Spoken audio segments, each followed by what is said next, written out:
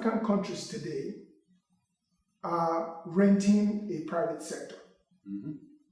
In other words, the formal sector in African countries, these are people who manufacture things, who provide services, accounting, so on and so forth, are mostly foreigners, right? Mm-hmm. That means African countries have not built an infrastructure of entrepreneurs Mm-hmm. sufficient enough to address the needs of their societies. Mm-hmm. And that is one major area of need. If you tie that to training of workers, developing an entrepreneurial culture, teaching people how to start businesses, how to actually manage businesses. A country like the United States has a number of those type of services Mm-hmm. that are provided to people who are seeking to do business, and it's pro bono, Mm-hmm. right? Mm-hmm. You go in and you talk to retired executives, and they'll tell you, give you information about what how businesses are run, Right. and how to fund businesses and so on and so forth. There are also all sorts of seminars. So part of the creating an industrial priority would be define what is needed in the country. If it's jobs where you have very high unemployment, which pretty much every African country is suffering from, you also want to manufacture for Western companies. A company like Walmart, for example. Walmart gives China roughly $300 billion a year in business because Chinese companies manufacture goods for Walmart. Mm-hmm.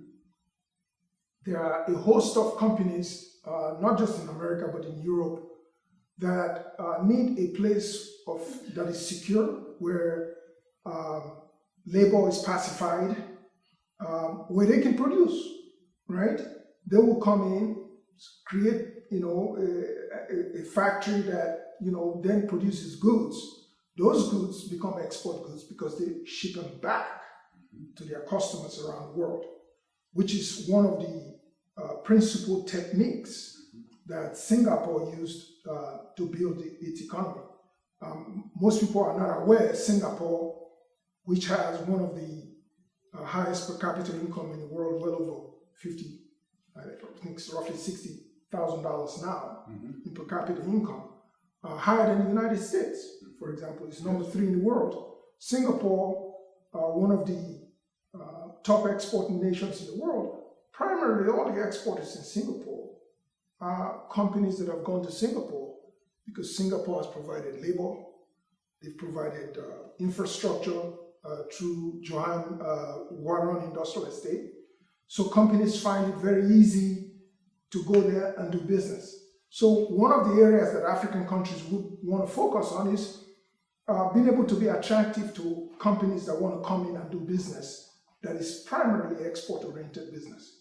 And we've talked about conversion industries, which is where you take raw materials that you're shipping, that you're exporting, and turn that into finished goods you then export finished goods, export chocolate instead of exporting cocoa beans, right? You employ people, you create an infrastructure of supply, you create a great multiplier effect in the economy of that country, and jobs all along the supply chain. So we want to address the supply chain structure. Yes. We want to address the misplacement of industrial emphasis, where it's raw material, convert that into finished good. We also want to address the question of providing a way for to absorb the large base of unemployed workers. Africa has, people are not aware, but Africa indeed has roughly 65-70% of its population being young, which is a problem today, but it's an even greater problem 10 years hence. Because that's how many of them are employed. Exactly. So not doing these things is not just a question of, okay, we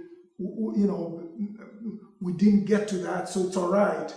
You are really creating a time bomb that may implode within your society Absolutely. because you have mass unemployment.